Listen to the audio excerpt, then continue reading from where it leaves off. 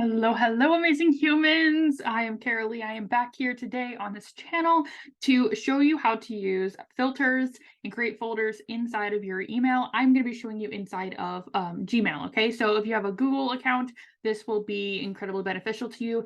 If you have something else, this won't be. You should be able to still create this. It might just be a little bit different. Okay, so why would you want to do this before I show you? Is because, well, who has thousands and thousands of emails in their inbox? Who receives like 100 plus emails a day? Yeah, I do. Okay, so this is what the folders are for. It's just like when you sort things on your computer in folders. It's so you know how to find them. It's so it doesn't get as cluttered, different things like that, right? So what ends up happening is that when we have a cluttered inbox is we get overwhelmed and we just avoid it at all costs. Okay. Is that good for business to avoid our email inbox? No, we have important emails in there. And if we're on overwhelm from our email inbox, that's affecting a lot of things in our life. And we don't want that, right? So I'm going to show you today how to make folders really quick and then be able to then use the filter option for your Gmail. Okay. So without further ado here, I am working on decluttering my inbox and refining some of my filters.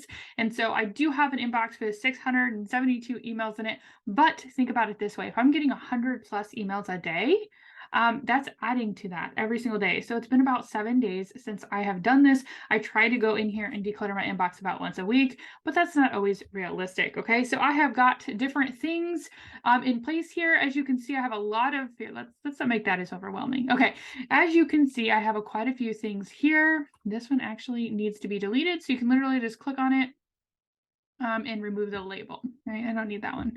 And so we have, it has a little drop down here. That means that there's more inside of it. All right. So labels, folders, tags, whatever you want to call this, I use this interchangeably. So in here, it literally says labels. And so right here, you're going to click on this and you're going to create a label.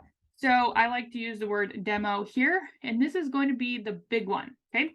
So we're going to create the big one. Says demo here. But let's say I also want to create something different. Okay, so I want this one to be, I'm just going to put demo 2. Okay, but I want this to be nested. So it has that little drop down arrow because it's similar, right? And so I'm going to click demo. So now I'm going to press create. And so now you can see that we've got the main folder and then we have the subfolder. Okay, that's kind of how I look at it. So you get your main label, your sub label, whatever, however you want to talk about it, right? So here is my main business, and then we've got some other things in here, these 3, okay? I do need to go back through here and refine some of my labels. It is in my declutter and organize sprint this week to be able to finish maybe refining a few of these things as well. All right, and so that is how we create folders. Super, super simple, okay? We need to go over here to settings. Okay, so in settings, you press all settings, and this is where you're going to find if you happen to already have any filters in place. So as you can see here, we got settings, filters. This is all the filters I have in place. Okay, so I could go through here and see if any of these need updated. I'm sure they do. I'm not going to do that on this specific training video, but here they are. You can literally go in and press edit, or you're like, that's not relevant anymore. We can delete it. Okay, but to go back here, we're going to go back to our inbox. So you want to know how to create filters. So this is how I do it. There's many different ways. You can essentially hit this little button right here, and this is how you can create a filter. You have to obviously have it something in there. What I normally create filters through emails. Okay, so email addresses. So for example, let's say there's one here from DocuSign. Okay, we're just going to click on this one. We're going to grab its email here. We're going to copy it, right? Then we're going to click up here and we're going to put, this is who it's from, right? That's what we're going to do this. We're going to click on it. You can have multiple email addresses that you want to put onto this exact same filter, which will essentially, what we're going to do is put a tag on it or a label, right? Put it inside of a folder, right? But if there's something that always has the same subject line or a couple of subject lines, you could put that here. You know, it has these words, however you want to divide this. Now I divide it by person, by email. That's how I have mine all figured out. And then if it, you know, which emails are you actually, I always have it as all mail because who knows what's going to come in it. So now we're going to press create filter. And what's going to happen here is it's going to bring up all of the ones that have DocuSign, which That's a lot. I probably need to go through and declutter those. But that's why putting this filter into place would be able to help that. Okay. So I can essentially apply the label right here, right? And it's going to be under business. I would probably just put it in business. Okay. I could create another one if I'm like that. I'm not completely set on that down here. Or no, that's not the right one. Oh yeah, new label. I was like, it's right here, isn't it? Yeah, you can press new label here. So I think I'm going to press new label. So I want this one to say, I just want to say DocuSign. Okay. And I want it to nest under business. So it's now going to go underneath this broaden one. I'm going to press create. So now it's created it. I do want it to just simply skip the inbox. I don't actually need to see these DocuSign ones if I don't want to. So I could have it just skip it. Or because sometimes you're using DocuSign to make sure that people are signing things. And so you want to make sure you get those notifications. You could always just instead of having it skip the inbox and automatically archiving it, you could have it, essentially just put this label on it and it stays in your inbox. That's what I would do. Okay. So, and you can also, you can have it delete it, forward it to another email address. You could always mark it as important, never send it as spam. Never mark as important. You could have it go into a different category if you choose. And it says apply this to the other conversations that are in there, which means it's going to automatically put the label on it. Okay, so we're going to create the filter. Okay, and it should have, if we reload the page, it should have added that label to these. Of course it didn't. Let's see. It doesn't do it sometimes, which is annoying. Yeah, it didn't do it. So what we're going to do is that same email that we just had. We're going to search for it now, you see. And now we're just going to label them all. We're going to select them all by hitting this.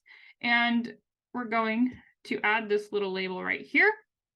We're going to uncheck updates. And then we're going to see business DocuSign. And we're going to apply it. Okay. As you can see, now everything's in here. Some of these were already archived. You see some of these are in the inbox, some of them are not. So I'm going to go ahead and also archive them. Okay. Now they're all archived, which as you can see, there's quite a few still left in my inbox. Now we're down to 655.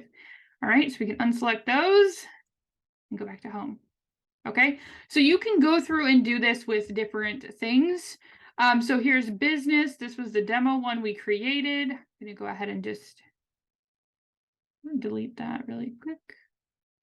Okay, and then these ones are essentially mentors. I have it automatically put a tag on the mentors one. I have personal ones. I've got some tech ones. Okay, I don't usually have it bypass the inbox, although sometimes it's annoying. But if I want to make sure I see something, I want to make sure it's starred.